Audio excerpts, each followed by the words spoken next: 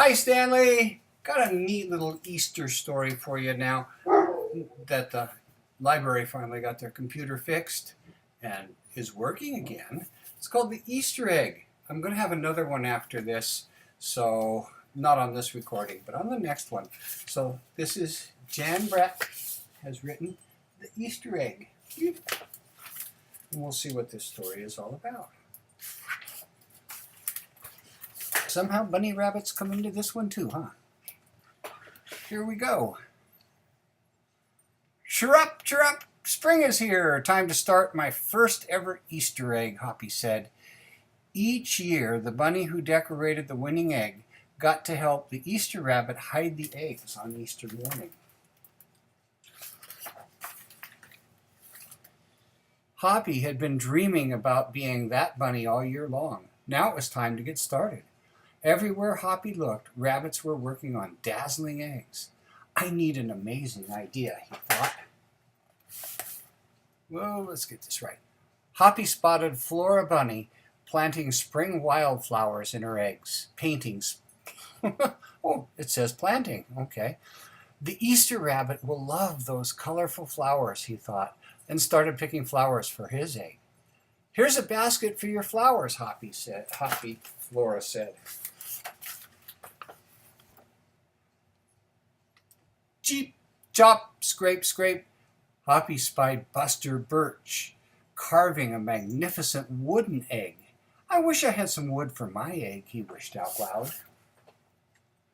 Here you go, Hoppy, Buster Birch said, and he put a smooth round piece of wood in Hoppy's basket.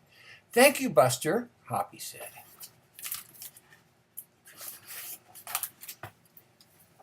Hoppy was hopping along when the smell of sweetness led him out of the woods and straight to the chocolate egg that Aunt Sassafras was decorating with creamy frosting, squiggles, and bows. Well, hello, Hoppy, she said, and she put some chocolate squares in his basket. Hippity hop, Hoppy exclaimed. I'll make the Easter rabbit a chocolate egg so sweet it'll make his whiskers tingle.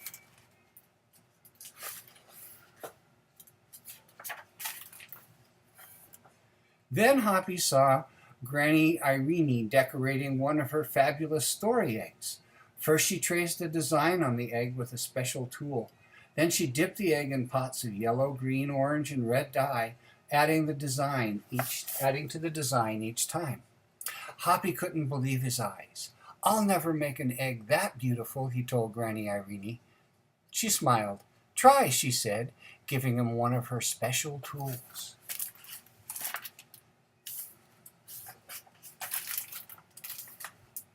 Hoppy was hopping by Hans Vanderrabbit's garden when he spotted an extraordinary egg. Hans was painting a portrait of the Easter rabbit so real that he looked alive. Fantastic, Hoppy exclaimed. Thank you, Hoppy, Hans said. Why don't you make a painting on your egg? He gave Hoppy pots of paint and a fine brush.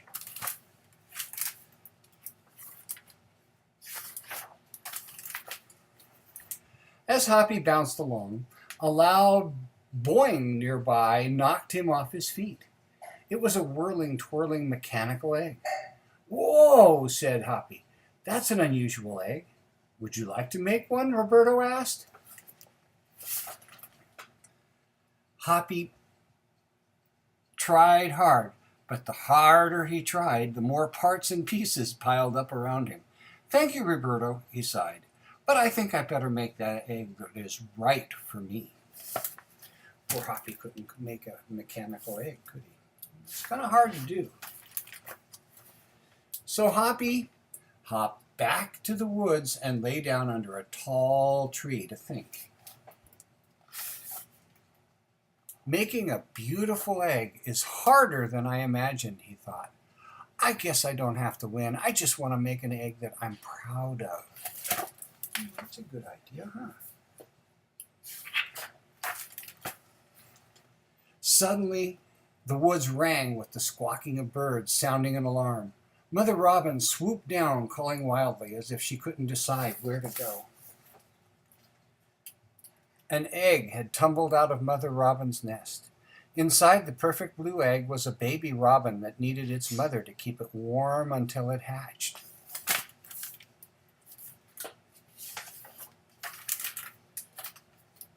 Hoppy knew what he had to do. He sat down carefully and covered the blue egg with his soft, warm fur. "I'll take care of you the best I can," he whispered. Relieved, Mother Robin chirped and settled down on her other 2 eggs.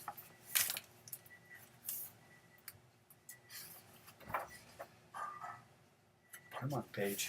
I always have trouble with one page at least in a book that I read to you, huh, Stanley? Come on. There it goes. Nope, there it doesn't go. We'll get it yet. Got it. Got Audrey meowing at me, too. Every day the rabbits worked on their eggs. Tadpoles turned into frogs. Buds swelled into leaves, and Easter came closer and closer. Finally, it was time for the rabbits to take their eggs to the glen. They had forgotten all about Hoppy, who was quietly sitting on the blue egg under the tall tree in the woods.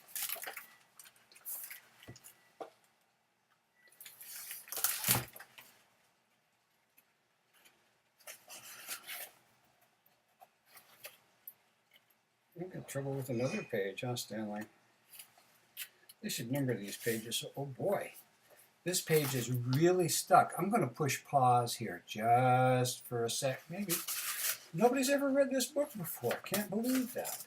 This page has never been opened. So, you know what, Stanley? I have to open the page up as best as I can. Let's hope I don't hurt it too badly, because I've never had this happen to me before.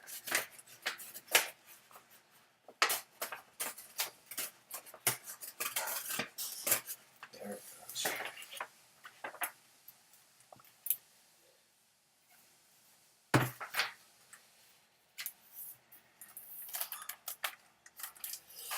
Well, let's see how it goes here. Early the next morning, the rabbits waited for the Easter rabbit. Suddenly, a beautiful wagon rolled toward them out of the mist.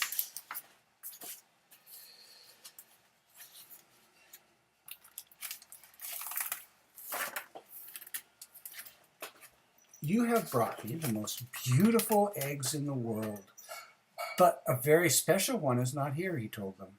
The rabbits were puzzled. Whose egg could it be? See them all there, kind of puzzled.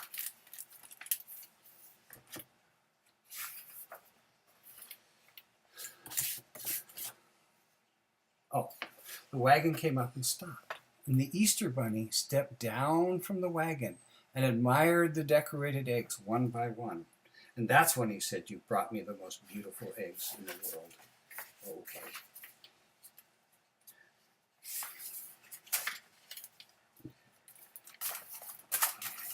"Fill my wagon with your wonderful eggs," he said. When I return, I'll show it to you." And he disappeared into the woods. And Audrey, you just have to wait.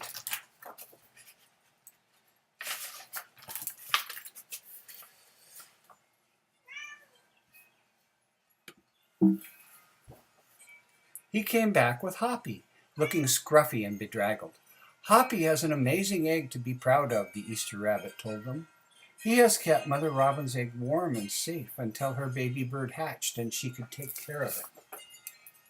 The Easter rabbit placed the empty blue shell in the place of honor atop the wagon.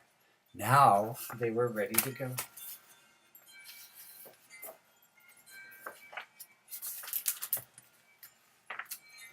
Boy, this is a brand new book, Stanley.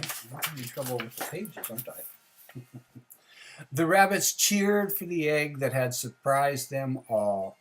"It's the best Easter ever, Hoppy," they shouted. Then the brave little bunny and the Easter rabbit rode off together to hide the eggs for girls and boys to find on Easter morning. And that's a good story. Hopefully you're able to have a few Easter eggs on Easter too, Stanley. We'll see. Anyway, bye-bye.